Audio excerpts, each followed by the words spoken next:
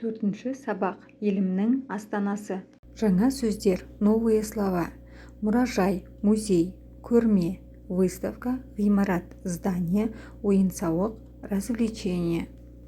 Бірінші тапсырма. Первое задание. Тыңда, сұрақтарға жауап бер. Послушай и ответь на вопросы. Қайырлы күн, Асхат. Қайырлы күн, Серік.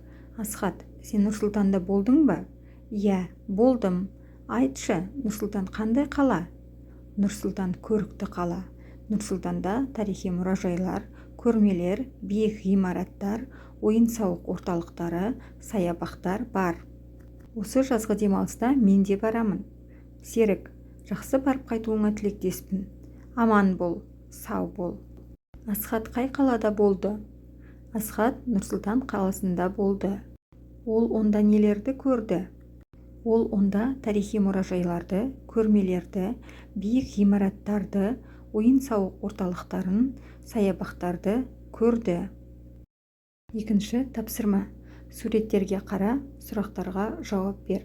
Второе задание. Посмотри на картинки и ответь на вопросы.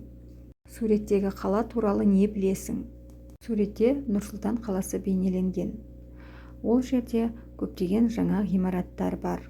Бәйтерек, Ханшатыр, Ақорда.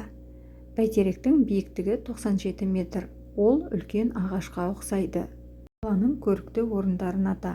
Бәйтерек монументі, Ханшатыр ойын-сауық орталығы, Думан сауық орталығы, Қазақстанның ұлттық музейі.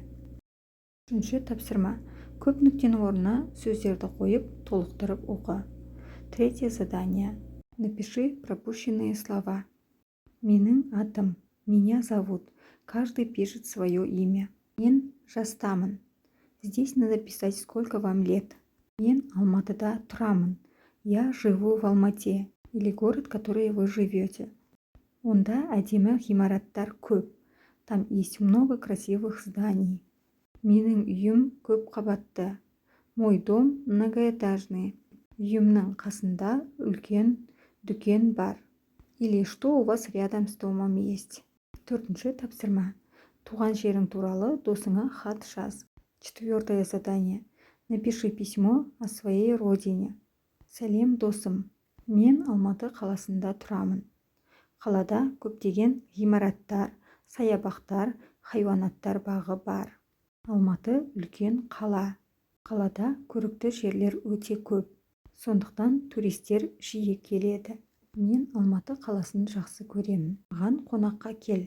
Мен саған қаланың көрікті жерлер көрсетемін.